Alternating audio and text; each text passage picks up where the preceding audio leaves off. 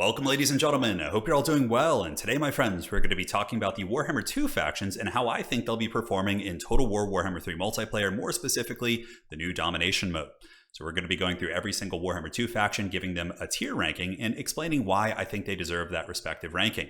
So get your coffee, get your tea, get nice and cozy, and it's going to be kind of a casual video, sort of a podcast of sorts, and we're going to be talking about, firstly, the Vampire Counts. So for Vampire Counts, I think they are going to be hands down the strongest faction of the game. I would personally give them S tier. I just think they have so many good tools for the new Domination mode. If we're looking at the meta for Domination, we're seeing factions that really have aggressive and durable infantry that are starting to shine, right? We're seeing Nurgle doing very, very well. I think Khorne is doing excellent spamming out infantry. Tzeentch can spam out blues just for days. And I think that Vampire Counts are going to be able to do all of that kind of same stuff that Nurgle does with Graveguard, zombies, and skeletons. But on top of that, they're also going to have excellent hammer units, talking about Blood Knights cleaning off flanks, a great character gooning with Vargulfs and Terrorgeists, and of course vampires on Hellseeds flying around spirit leeching you and raising the dead. I think that Vampire Counts are just going to be so good in Domination at holding objectives, at killing, at really just controlling the battlefield with a very, relatively dynamic roster. Of course, they don't have any shooting, but honestly, shooting has been pretty terrible in Domination, and if you're looking at a faction that doesn't care about shooting, I think Vampire Counts are it, right? They are going to be so good on these maps that are brawler maps, so I'm talking about maps like Galleon's Cove, things like that, where they can just roam around and really just, catch you on these angles, and shooting angles aren't good on those maps, right? On open field maps, Vampire Counts will still be very good, but I don't think they'll be quite as dominant, because on the current meta of maps, right, we only have two kind of open-ish maps. We have Death's Pass, and we have the old, the new one, of course, which is Battle for Itza.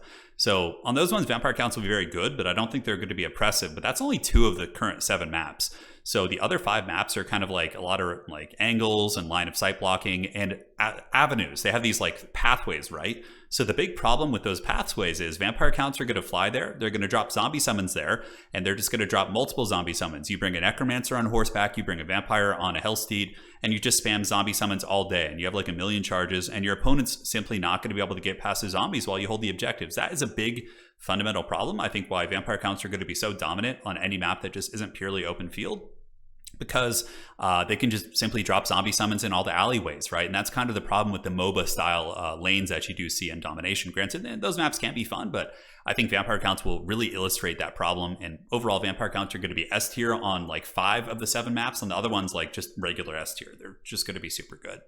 So next up, we have the Lizardmen. I think Lizardmen are going to be incredible in Domination mode. They have the tools that are really an important prerequisite for being great. They have incredibly durable infantry. Saurus Warriors, for their price point, great fighters, great leadership. They're going to stay and fight all day and will honestly just rampage and almost fight to the death on points. Also, Lizardmen have a couple of secret weapons. I think that the Arc of Sotek is going to be gross. It's going to be so good on Domination mode, right? You throw one of those bad boys on, they're pretty cost effective, and with their recent changes, not recent, almost like a year ago, right? But incredibly good, just launching snakes, mortis engineering everything down, being very durable, causing terror. Factions that, of course, aren't undead or demonic are going to be routing off, and demons will just be melting to your snake launchers. On top of that, characters like Mazdamundi are going to be super good. Ruination of Cities, Banishment to really punish somebody on an objective, and just lots of good units. And hey, let's say you're having a side objective, right? Lizardmen overall will be able to sneak around with Chameleon Stalkers and Chameleon Skinks, snipe you off, take those objectives, and will be so good. They have good Vanguard options, great durable characters and monsters to fight on points. And Lizardmen, I think, deserve a solid A ranking, 100%. They are going to be A tier. I was kind of like borderline S tier with them, but I think A tier is going to be a pretty reasonable spot for those bad boys. So next up, we have the Greenskins. Now, like I said, the meta for Domination mode really is kind of like infantry spam, and I think Greenskins can do that super well. Therefore, I'm going to be giving Greenskins an S tier. I don't think they'll be as good as Vampire Counts or S+. These guys are S tier. Now, let's explain why. Black Orc's going to be amazing. Immune to Psychology, great fighting power, great staying power on objectives with 110 armor. Greenskins have amazing durable characters. I actually think Grimgor is going to make a comeback. For all of you guys who are Grimgor fans out there, I think this is going to be a mode that's actually okay for him. He's relatively cheap and can fight on objectives like a beast. We have Grom the Paunch, who's going to be good at not only holding objectives, but also clearing off side objectives with his good DPS and durability. And hey, if you want to play mobility and shooting with Greenskins, you can. Honestly, they really are pretty good at most things.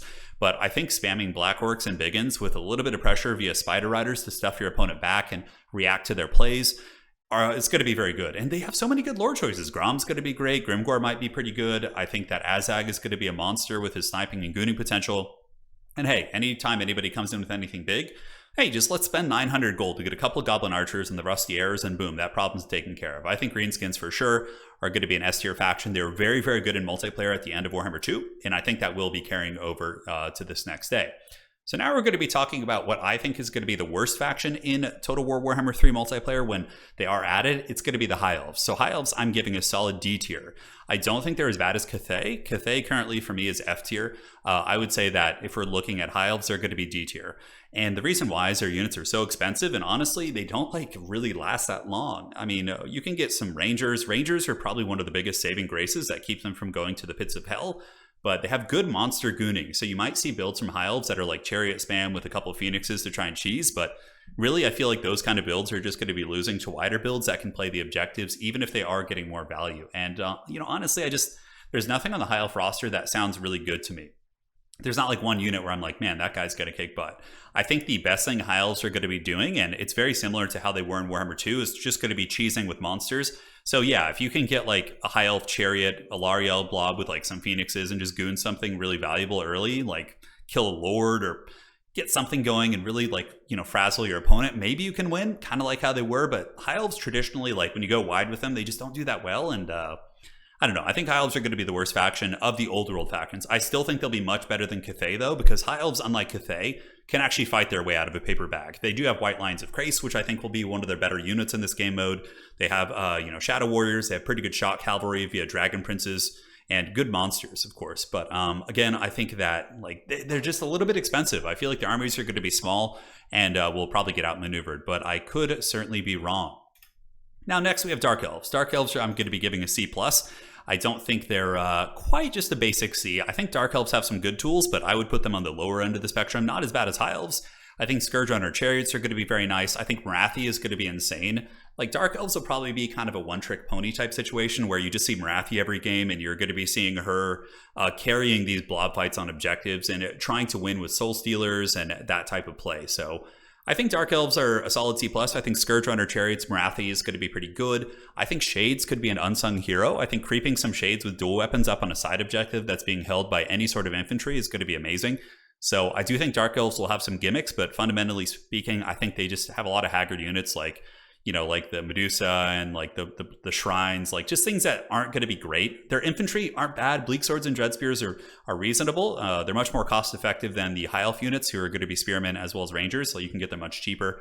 And they'll kind of function like State Troopers, which I think will be good in this game mode. But for me, Dark Elves are going to be getting a C+. Now, next up, we're going to be going to the Dowie. Now, Dowie are an interesting one, them and Vampire Coast. If we're talking about lane maps, so maps that have poor line of sight, Galleon's Cove, all these different kind of weird ones, what is that? The Ogre Kingdoms one. I can't even remember the name of it because I dislike it so much. But, those type of maps, like I think Dowie are going to be a C. They're like a hybrid. They get a C from me if we're looking at, maps with terrible line of sight and that weird kind of MOBA lane structure. But if we're looking at open field maps like the Battle for Itza and Death's Pass and even Eye in the North, I think Dowie could be a solid B+. So I would say a C on some maps that are line of sight troubled, but if we're talking about open field maps, I think Dowie are going to be a B+, because they have really good durable objective holders, which is amazing. But Dowie, of course, need to support those objective holders with Thunderers, with the Quarrelers, Rangers, Artillery, which Dowie are going to be so good on Battle for Itza, for example. They can play those two Western objectives, summon an organ gun, which will start in range of their opponent and just go apeshit, right? So I would say it's C. And again, really just a big caveat for Dwarves, it's going to be map dependent. It really depends. If you're on a map with good line of sight, Dwarves are amazing. If you're not, then it's pretty much going to be really, really tough for you, because you can go very infantry focused, but it's still going to be tough, right? Like imagine having a full Dwarf infantry army with some shooting and you're against vampire counts and they just start summoning zombies in the path of your Dwarves. It's going to be an unholy nightmare to get past them. You don't have any mobility except Slayers. But if you're on a map like that is, you can get your shooting set up and your cannons, well, what you do is you simply just throw an Ironbreaker, Norgrimling's Ironbreakers with Vanguard deployment because they have it on the side objective, and you just push the other objective with Longbeards and guns, and you just do very, very well. I think Dwarves will be pretty tyrannical on some open field maps, therefore a B+ on open field maps with good line of sight, and a C on maps where they cannot really see. Now, same thing goes for Vampire Coast. Vampire Coast is going to be getting a C from me on just generally speaking if you average out all of the maps, but on maps with open field, they're going to be like the Dwarves. They're going to be I would even give Vampire Coast a C on bad line of sight maps, and an A, I would say even better than dwarves on open field maps, because their shooting can be super oppressive. You guys remember the days of seeing Anticity, of course, in faction wars with Vampire Coast, just obliterating his opponents before they even get to him with his deck gunners and cannons and handgunners. They can do that in Domination mode too, and I'm sure it's going to be absolutely insane. And the other thing too is they actually have good killing power and mobility. You have deck droppers, you have sirens who have 48 speed, you have crabs, you actually have good mass, which the dwarves don't have, right? So if you are getting bullied and kind of trapped somewhere, Vampire Coast has options for that. They also have flying units outside of gyrocopters, which can, provide a little bit more utility via Terrorgeist and Luther Harkins. So I would say a C, just like the dwarves on maps with bad line of sight, because then they become very one-dimensional. If you're playing Vampire Coast on Galleon's Cove, it's just going to be a Siren crab blob, and you can counterpick it. There's not going to be much dynamic play.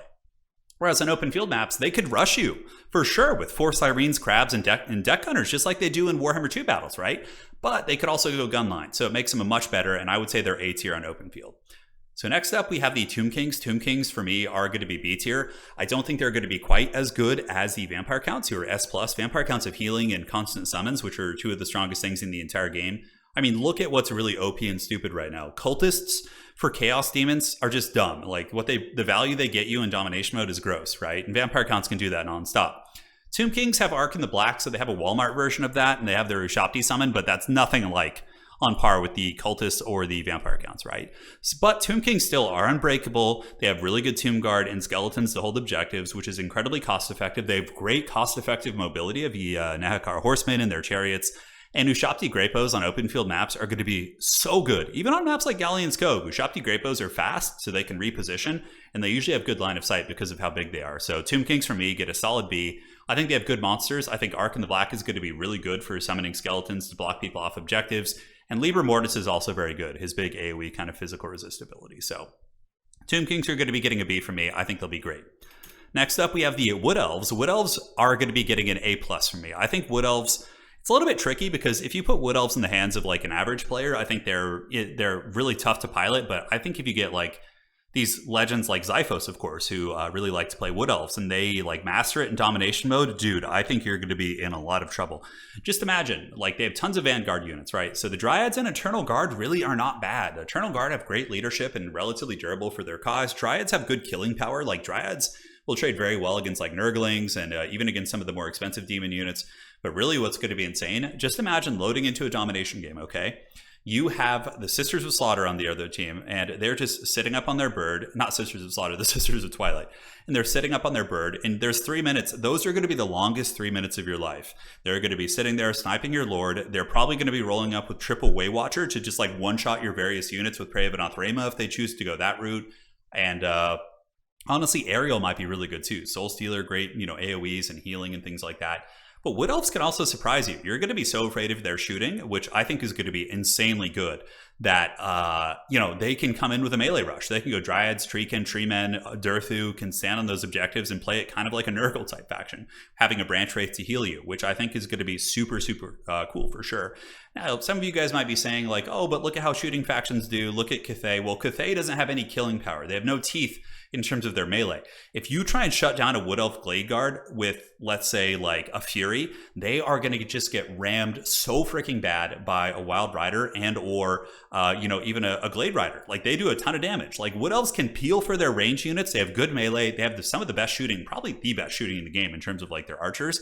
And, they don't rely on gun units. Gun units are problematic because of the obstruction, but their bows like have armor piercing on Waywatchers and Glade Guard with Starfire shafts. Wood Elves are for sure A+. Wouldn't say they're going to be quite as good as Vampire Counts, who I think will be oppressive, but Wood Elves are going to be just like a top contender, I think, in the hands of good players. Next up, we have the Beastmen. I think Beastmen are going to be excellent. I think they'll be A tier. I think they have a lot of good Vanguard units. Most of their Gore units have Vanguard. They have cheap units that can swarm objectives. They have excellent gooning. Like, Beastmen with their shock damage can buckle you up objectives. Most of their units have an excellent charge bonus. Obviously, they have the Razor Gore chariots, which will be super good, and obviously will be kind of in the same vein of the Kislev chariots, but only costing like 700 gold to go mow down some cheap objective holders. And insane mobility too. Like, they can respond to threats so quickly. If you leave a side objective undefended for even a second against Beastmen, you're just going to be getting Vanguarded Gores and like just crazy mobility hammering you. I think Beastmen are going to be awesome. But again, a very tough faction to pilot But overall, I would give the Beastmen a solid A. I think they're going to be awesome. Malagor is going to be great. Flying around, Flock of Doom, summons. Obviously, the Brass Bull is going to be an unholy beast. Kazrak will probably be a piece of shit as always. But nonetheless, we're going to be having the Brass Bull and Malagor going absolute bananas. And who wants to get Morkar off an objective, right? Just summoning Spawn? Like, dude, that's going to be so good. Beastmen for sure are an A tier faction. Now, next up, we have Bretonia. Bretonia for me is going to be A tier. And this is largely dependent on the Fey Enchantress. I think without the Fey Enchantress, Bretonia would be like a B tier faction. But with Fey Enchantress, dude, Mortis Engine, insane healing, obviously Battle Pilgrims and Peasant Mobs to target objectives, great durable cavalry via Grail Guardians, and cheap Peasant Archers to just wail on somebody's army. I think Bretonia has a lot of great tools. Their mobility is actually good. And, Cathay's mobility sucks a fat one, right? And, Kislev is pretty good, but Kislev doesn't really have anything that's kind of similar to let's say like a questing knight, which if somebody's holding an objective with something tanky on the side, you can simply send a questing knight over to go peel that off. And again, like if somebody's holding an objective with like a Khorne Bloodletter, you can summon 5 peasant mobs and go steal that objective 100% if they don't react to that, right? And you can escort those peasants over with, let's say, Knights of the Realm. Knights of the Realm can defeat the Khorne Fleshhounds in combat most likely. They have a lot of good tools for sure. And honestly, Footsquires won't be bad, but really, here's the thing. You get a Fey Enchantress blob. You get 2 Paladins, you get Fey Enchantress, you sit on the middle objective. They're getting Mortis Engined. You just are spamming cheap infantry and durable cav to go support that. As soon as they overinvest in the middle, you swarm across. I think Bretonia is going to be good. They'll be harder to play than some of the other A tier factions, but I think they do deserve an A tier spot. Now, Skaven for me are going to get a B+. I think Skaven are going to be really solid because they have a lot of shenanigans. Poison Wind Mortars are going to be gross. You're sitting on the middle objective, trying to hold that. Dude, just getting nuked by Poison Wind Mortars that don't give a shit about line of sight. They can sit there, they can bombard you all day. It's going to be value city. Hey, somebody's holding the back objective with a Chosen, or let's say a Khorne Warrior with shields or whatever. Hey, Death Runners, Vixtrans, the Vixtrans guys, the elite ROR assassins are going to go back there and Death Runners and just cut them to pieces. On top of that, they have Mortis Engine effects via their bells. They have really, really good shooting. They can swarm objectives with the Skaven slaves and things like that and really, really just get a ton of value at snaking objectives. But the only reason why Skaven don't have an A for me is because even though they can snake objectives, they're not going to be able to hold them quite as well. Their leadership is quite poor outside of the Council Guard, so that they're tricky, and a lot of their stuff depends on shooting, like Jezzails and mortars and gutter runners and things like that. So it's a little bit tricky, right? Their leadership, even on their monsters, is very poor. So you might say, hey, Skaven Monster Mash, yeah, but if somebody casts one Doom and Darkness and gets a surround on you, that whole army's going to run. So Skaven, I think, are going to be amazing. Very high skill cap faction, I think, in domination mode, but for sure a B+. I think they're going to be great. So next up, we have the Sons of Sigmar. Now, Sons of Sigmar are a classic jack of all trades, but for the Empire, I think they're going to be a B tier faction. I honestly don't think Sigmar and the Empire is going to be quite as good naturally as many of these infantry spam factions. The easiest factions in domination mode are just mouth-breathing infantry spam, whether it be Khorne Warriors and Bloodletters, Plague Bearers. You can have a peanut for a brain and learn how to play in tournaments well with those factions. But factions like the Empire and these factions that have a little bit more of a flimsy structure but can really be rewarded for dynamic play, they're much, much trickier for sure. So they have some good options. Volkmar the Grim's going to be amazing. Karl Franz will be a great goon character. Flagellants and Sigmar Sun, super good objective holders. Even though they're a little bit squishy, they still stay and fight the entire time. So against demons, they'll be pretty good. But one of the biggest strengths of Empire, I think, is going to be on open field maps where they can summon in hey, you have an infantry-based army with some Knights of the Blazing Sun. You move up, your opponent's okay, I can just be calm. And midway through the fighting, you summon in a Hellblaster Volley Gun. Dude, that is going to just dunk on people so hard and do some huge, huge work for sure. Also, they have good shot cap. Knights of the Blazing Sun with Kindle Flame synergies can really knock the side objectives off. But again, their infantry aren't impervious. And, if you slip up on micro for even a second with the Empire, let your missiles get compromised, or a big bad flank happen on your, say, troopers, for example, you're going to get buckled off things. So they're going to be high risk, high reward. But I think the Empire will find a way to win matchups that, or even against favored, factions. But, Sigmar endures. And even though they're not the strongest and biggest beings in the old world, they will fight tooth and nail. And I think that will be seeing some good Empire play for sure. Granted, the safer pick is going to be just mouth-breathing infantry spam, I think. But we'll see. Obviously, Creative Assembly has said they're going to be adding in some new maps and things like that. And many of these factions are map-dependent. I think Empire is one of them. On open field with cannons, huntsmen, silver bullets, all that stuff, they're great, right? Wood Elves are an A+ tier faction, but I think Empire can beat the Wood Elves under the right circumstances if they have their shooting lanes and can do well like that. Okay. All right, guys, so we got two factions left. We have Norska and the Warriors of Chaos. So we're not going to be ranking these factions here today because Warriors of Chaos are going to be getting a huge rework and update, and Norska probably is too. So I think it's kind of a moot point. Although if we just rated like Warriors of Chaos as they are now, I'd probably honestly give them an A. I think they could just spam Chaos Warriors and Forsaken, and Sigvald's good, Kolek's good, Archaon's good. Like, honestly, I think as they are now, they would actually be pretty good in Domination. I think they would be an A-tier faction. Norska would be probably B-tier. I don't think they'd be terrible. Like, Berserkers, Marauder spam with Mammoths following up, Skinwolves would actually be really good against a ton of the Warhammer 3 stuff. So overall, I would say Norska would be like a B and Warriors of Chaos would be an A. But they're getting updated, so it's a bit of a moot point. So hopefully you guys enjoyed this. A lot of fun. I had a good old time at reinstalling Warhammer 2 and looking through all these factions. Let me know your thoughts in the comment section below. Do you agree? Do you think I got some things wrong? Overall, I think we got some of the major players. I really do think Vampire Counts are going to be the ultimate terrors. So that is it for now. You guys take care of yourselves, and Sigmar bless this ravaged YouTube channel. Yeah, that's what it is. Take care.